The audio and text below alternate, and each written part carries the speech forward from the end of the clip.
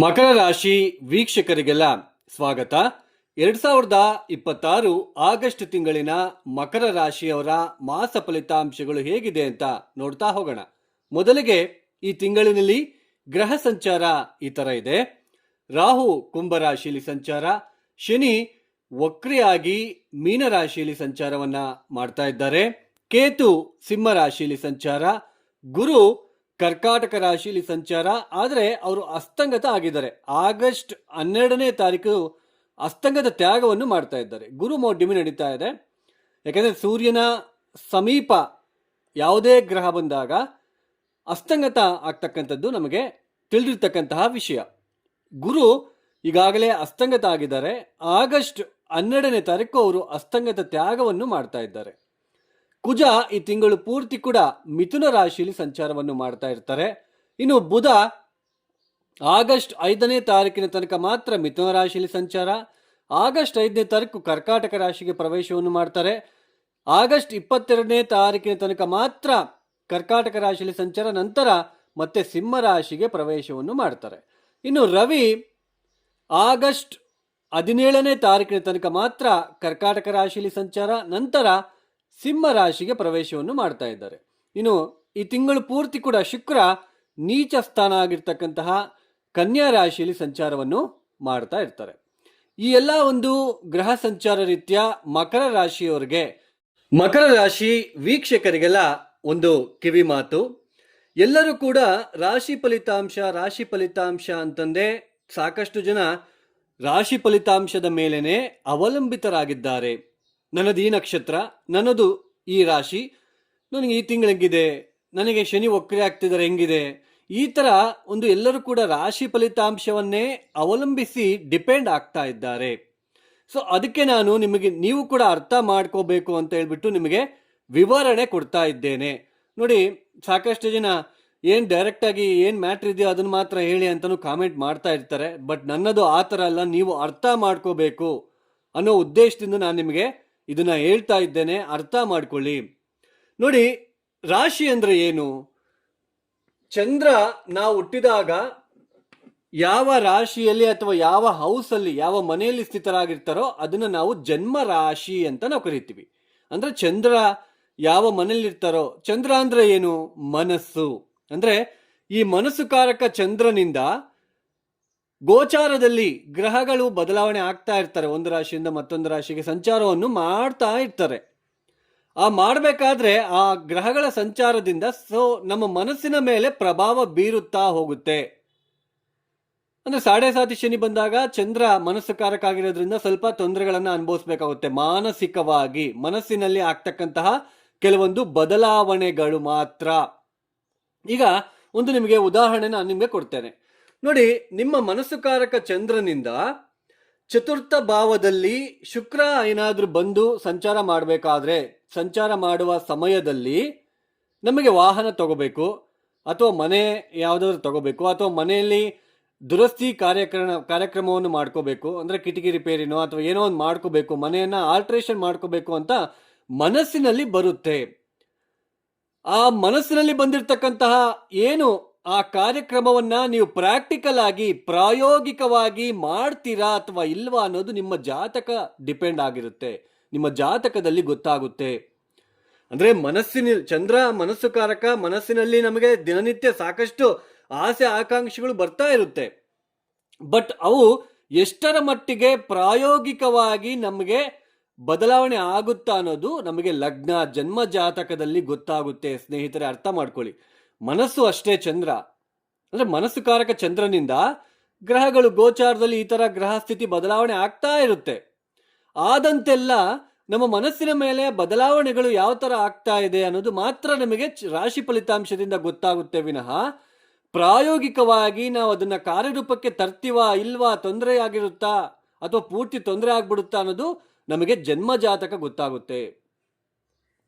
So ಇವಾಗ ರಾಶಿ ಫಲಿತಾಂಶದಲ್ಲಿ ಅಷ್ಟಮ ಸ್ಥಾನಕ್ಕೆ ಕುಜ ರಾಹು ಯುತಿ ಆದಾಗ ಆಕ್ಸಿಡೆಂಟ್ ಆಗುತ್ತೆ ಅಂತ ನಾವು ಹೇಳ್ತೀವಿ.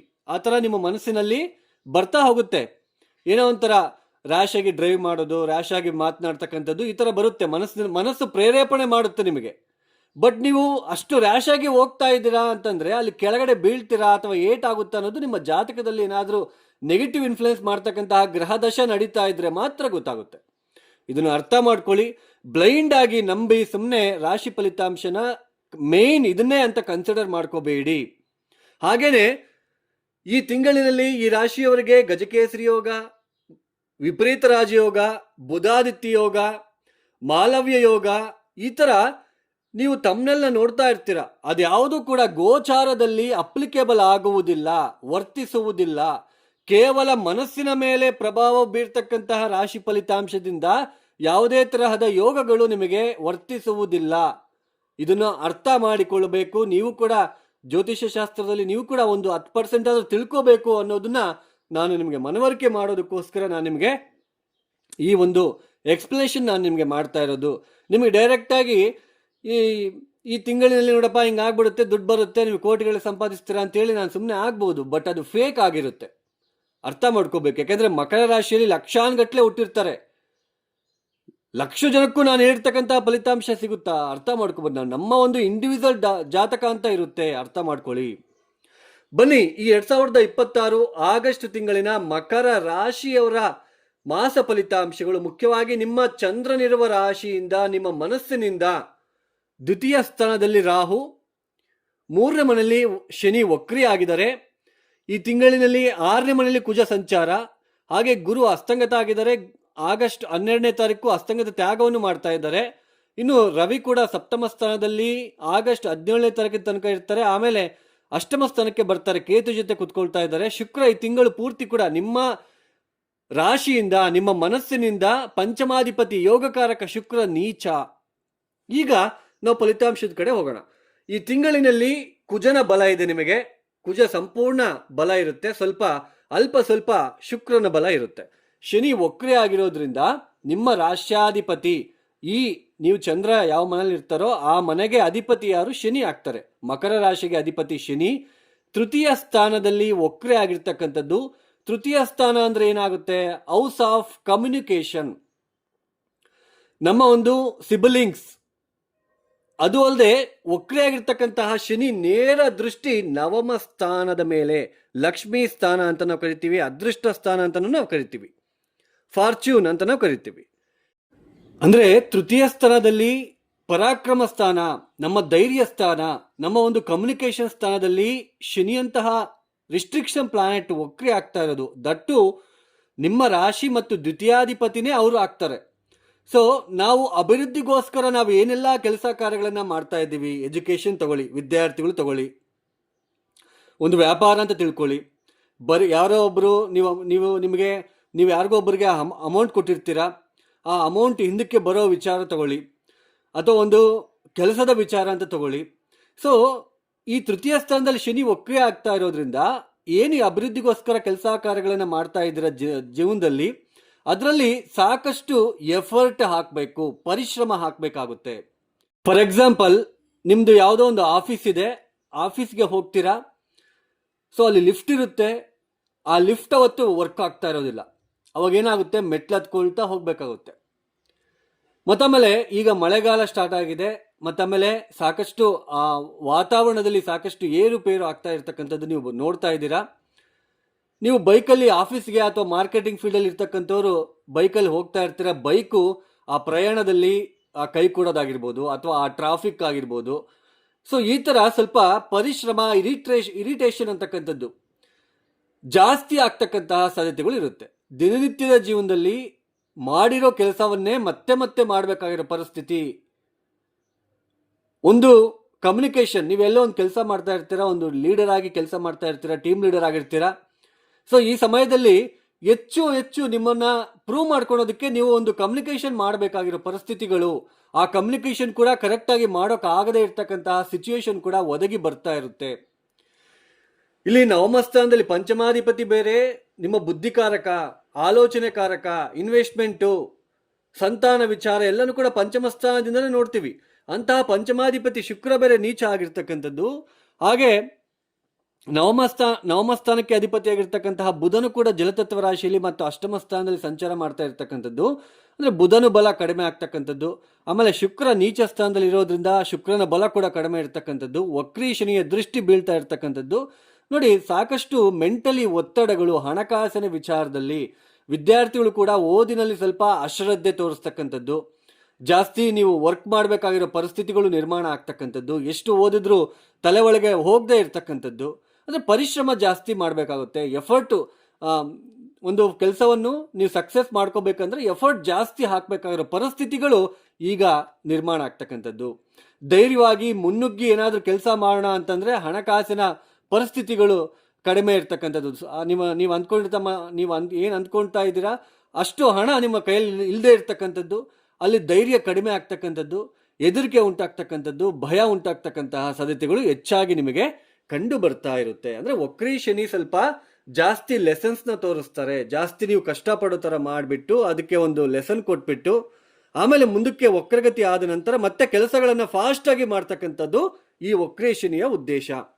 ಹಾಗೆಯೇ ನಿಮ್ಮ ರಾಶಿಯಿಂದ ಅಷ್ಟಮ ಸ್ಥಾನದಲ್ಲಿ ಕೇತು, ಆಗಸ್ಟ್ 17ನೇ ತಾರೀಕಿನ ತನಕ ರವಿ ಕೂಡ ಅಷ್ಟಮ ಸ್ಥಾನಕ್ಕೆ ಬರ್ತಾ ಇರೋದ್ರಿಂದ ಚರ್ಮದ ಸಮಸ್ಯೆಗಳು, ಆಕಸ್ಮಿಕವಾಗಿ ನಿಮಗೆ ಗುಪ್ತಾಂಗಗಳಲ್ಲಿ ಸಮಸ್ಯೆಗಳಾಗಿರಬಹುದು, ಸ್ವಲ್ಪ ಹಣಕಾಸು ಕೌಟುಂಬಿಕ ವಿಚಾರದಲ್ಲಿ ಏರುಪೇರು, ಸೋದರರ ಮಧ್ಯೆ ಮಿಸ್ಕಮ್ಯುನಿಕೇಶನ್ ಆಗ್ತಕ್ಕಂಥದ್ದು, ಸೋದರಿಯರ ಮಧ್ಯೆ ಮಿಸ್ಕಮ್ಯುನಿಕೇಶನ್ ಆಗ್ತಕ್ಕಂಥದ್ದು, ಕುಟುಂಬದ ವ್ಯಕ್ತಿಗಳ ಮಧ್ಯೆ ಮಿಸ್ಕಮ್ಯುನಿಕೇಶನ್ ಆಗ್ತಕ್ಕಂಥದ್ದು, ಗಂಡ ಹೆಂಡತಿಯರ ಮಧ್ಯೆ ಮನಸ್ತಾಪಗಳು ಉಂಟಾಗ್ತಕ್ಕಂಥದ್ದು, ಸ್ವಲ್ಪ ಜಾಸ್ತಿ ಖಿನ್ನತೆಗೆ ಒಳಗಾಗ್ತಕ್ಕಂತಹ ಸಾಧ್ಯತೆಗಳು ಹೆಚ್ಚಾಗಿ ಕಂಡು ಬರ್ತಾ ಇರುತ್ತೆ.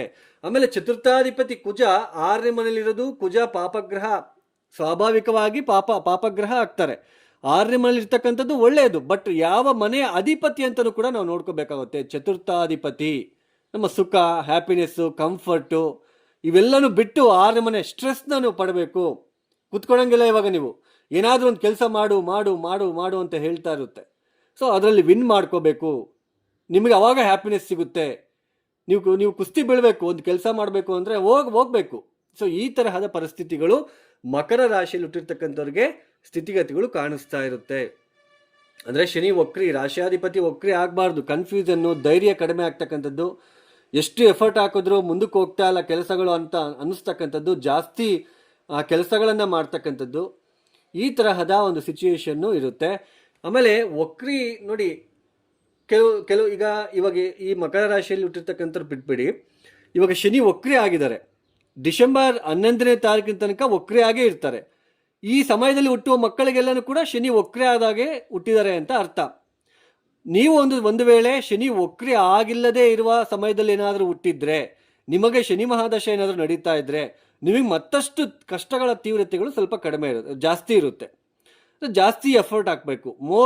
ಇವ್ರಿಗೇನು ಸಾಧಾರಣವಾಗಿ ಬೇರೆ ದಶಾಭುಕ್ತಿ ನಡೀತಾ ಇರೋರಿಗೂ ಎಫರ್ಟ್ ಹಾಕೋದಕ್ಕೂ, ನೀವು ಶನಿ ಮಹಾದಶ ನಡೀತಾ ಇರೋದ್ರಿಂದ, ಶನಿ ಇವಾಗ ಗೋಚಾರದಲ್ಲಿ ನಿಮ್ಮ ರಾಶಿಯಿಂದ ತೃತೀಯ ಸ್ಥಾನದಲ್ಲಿ ವಕ್ರಿ ಆಗ್ತಾ ಇರೋದ್ರಿಂದ ಮತ್ತಷ್ಟು ಎಫರ್ಟ್ ಹಾಕಿ ಅಂತ ಹೇಳುತ್ತೆ. ಒಟ್ಟಾರೆಯಾಗಿ ಹಣಕಾಸಿನ ವಿಚಾರದಲ್ಲಿ ಅಲ್ಪ ಪ್ರಗತಿ, ಸುಖಕ್ಕೆ ಭಂಗ, ಕಷ್ಟಗಳು, ಅಂದರೆ ಜಾಸ್ತಿ ಕೆಲಸ ಮಾಡಬೇಕಾಗಿರೋ ಪರಿಸ್ಥಿತಿಗಳು ಇರ್ತಕ್ಕಂಥ ಸಾಧ್ಯತೆ. ಆಮೇಲೆ ಚತುರ್ಥಾಧಿಪತಿ ಕುಜ ಆಗಿರೋದ್ರಿಂದ ಆಸ್ತಿ ವಿಚಾರ, ಪ್ರಾಪರ್ಟಿ ಆಗಿರ್ಬೋದು, ಹೊಲ ಗದ್ದೆ ಆಗಿರ್ಬೋದು, ಏನಾದರೂ ಸ್ಥಿರಾಸ್ತಿಗಳಿಗೆ ಸಂಬಂಧಪಟ್ಟಿರ್ತಕ್ಕಂಥ ವಿಚಾರದಲ್ಲಿ ಕೋರ್ಟು ವ್ಯವಹಾರಗಳಲ್ಲಿ ಏನಾದರೂ ನಿಮಗೆ ತೊಂದರೆಗಳಾಗ್ತಾ ಇದ್ರೆ, ಕುಜನ ಬಲ ಇರೋದ್ರಿಂದ ಸ್ವಲ್ಪ ಮುಂದಕ್ಕೆ ಹೋಗ್ತಾ ಹೋಗುತ್ತೆ.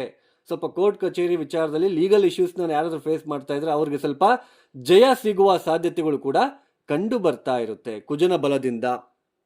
ಒಟ್ಟಾರೆಯಾಗಿ ಸ್ವಲ್ಪ ನಿಮಗೆ ಮಕರ ರಾಶಿಯವರಿಗೆ ಶನಿ ವಕ್ರಗತಿ ಅಷ್ಟೊಂದು ಸ್ವಲ್ಪ ಒಳ್ಳೆಯದಲ್ಲ, ಎಫರ್ಟ್ ಜಾಸ್ತಿ ಹಾಕಿ ಅಂತ ಹೇಳುತ್ತೆ. ಈ ಮಕರ ರಾಶಿಯವರು ಈ ತಿಂಗಳಿನಲ್ಲಿ ಸ್ವಲ್ಪ ಕಾಲಭೈರವ ಆರಾಧನೆ, ನಿಮಗೆ ರಾಶಿಯಾಧಿಪತಿ ಶನಿನೇ ಆಗಿರೋದ್ರಿಂದ ನೀಲಾಂಜನ ಸಮಾಭಾಷಂ ಈ ಮಂತ್ರವನ್ನು ಹೇಳ್ಕೊಳ್ತಕ್ಕಂಥದ್ದು ಅಥವಾ ವಿಷ್ಣು ಸಹಸ್ರನಾಮವನ್ನು ಪ್ರತಿನಿತ್ಯ ಕೇಳ್ಕೊಳ್ತಕ್ಕಂಥದ್ದು ಮಾಡ್ತಾ ಇದ್ರೆ ತುಂಬ ಒಳ್ಳೆಯದು. ಯಾರೆಲ್ಲ ಈ ವಿಡಿಯೋನ ನೋಡ್ತಾ ಇದ್ದೀರಾ, ನಿಮ್ಗೆ ಇಷ್ಟ ಆಗಿದ್ರೆ ಮಾತ್ರ ಲೈಕ್ ಮಾಡಿ, ಶೇರ್ ಮಾಡಿ, ಸಬ್ಸ್ಕ್ರೈಬ್ ಮಾಡ್ಕೊಳ್ಳಿ. ಅದರ್ವೈಸ್ ಜಸ್ಟ್ ಸ್ಕಿಪ್ ಮಾಡಿ. ಇನ್ನು ಸರ್ವೇ ಜನೋ ಸುಖಿನೋ ಭವಂತು. ಧನ್ಯವಾದಗಳು. ಜೈ ಶ್ರೀರಾಮ್.